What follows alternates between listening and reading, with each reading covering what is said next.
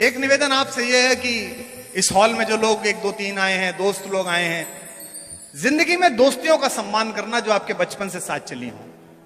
जो लोग अपने सहचरों का सम्मान नहीं करते, रास्ते उनका सम्मान नहीं करते, मंजिलें तो छोड़ दीजिए। ये मैं इसलिए कह रहा हूं कि एक छोटा सा शपथ ग्रहण समारोह होता है, उसमें कितने सारे अतिथि आते हैं पीछे खड़े होने के लिए। दुनिया का सबसे बड़ा शपथ ग्रहण समारोह हुआ, दुनिया का सबसे बड़ा राज्याभिषेक हुआ, जब 14 साल बाद राम लौट कर आए। उन्हें राजा घोषित करना था, भरत व्यवस्था कर रहे थे। एक मुख्यमंत्री शपथ लेता है तो कितनी भीड़ आती है। देखा था आपने, कर्नाटक में शपथ हुई थी, कितने लोग पीछे खड़े थे, बहुत सारे आए थे, फ्यूज बल्बों की झालर पूरी एकदम पीछे। हाँ, हमारा वाला लट्टू भी था। तो इतने सारे लोग आते हैं, लेकिन राम का राज्याभिषेक हुआ। भरत ने पूछा कि भाई साहब किसको बुला लें, गेस्ट किसे बुला लें। मर्यादा पुरुषोत्तम ने कहा कि बेटा मैं तो जंगल में था तो मुझे पता नहीं कौन राजा हो गया कौन युवराज हो गया, तुम बुला लो किसी को भी।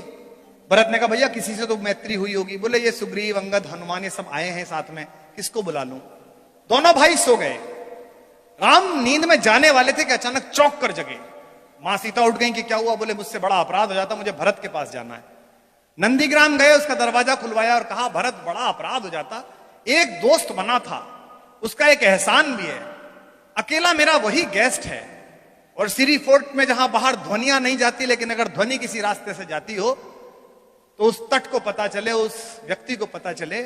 राम के राज्याभिषेक में राम की ओर से जो एकमात्र ऑफिशियल गेस्ट आया था वो व्यक्ति था जिसने उन्हें गंगा पार कराई थी, जिसे केवट के नाम से जानते हैं।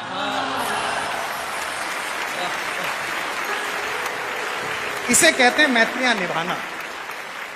और राम कैसे खड़े हो गए उसके सामने, केवट के सामने। देने को कुछ था नहीं, जैसे माल्या के सामने पीएनबी।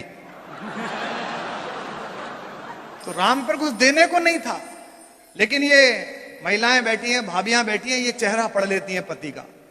सीता भारतेश्वरी हैं, उन्होंने अपने पति का चेहरा पढ़ लिया। और उन्होंने कैसा काम किया जो दुनिया की कोई स्त्री नहीं कर सकती, केवल भारत की महिला कर सकती है अगर पति संकट में हो। जैसे उन्होंने अपने पति का म्लान मुख देखा, बाबा तुलसी लिखते हैं पिय ही हित सिय जानन हारी। अपने पति के हृदय का हित जानने वाली सीता ने क्या किया, मुदित मगन मणि मुंदरी उतारी, अपनी डायमंड रिंग निकाल के दे दी कि ये दे दो गंगा पार कराने के लिए। इसे कहते हैं त्याग। और वो केवट भी ऊंची रकम था, उत्तर प्रदेश का था वो। हम यूपी वाले तो ऊंची रकम होते ही हैं। तो उन्होंने कहा कि भाई ये रख ले, तो केवट बोला जी रहने दो हम तो स्टाफ के आदमी हैं। राम ने कहा तेरा हमारा क्या स्टाफ। बोले जाति अलग है, काम तो एक ही है, तुम भवसागर पार कराते हो, मैं गंगा पार कराता हूं, काम तो एक। वाल्मीकि लिखते हैं रामो दुर न भाषते, राम दो बात नहीं बोलता।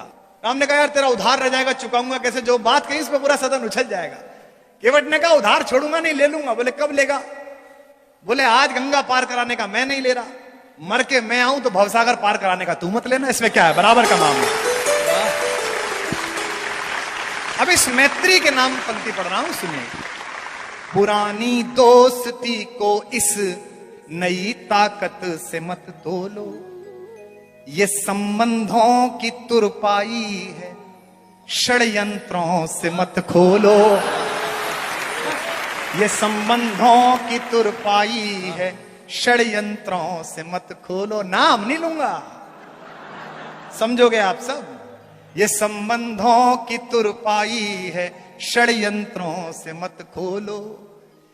मेरे लहजे की छैनी से गढ़े कुछ देवता जो कल,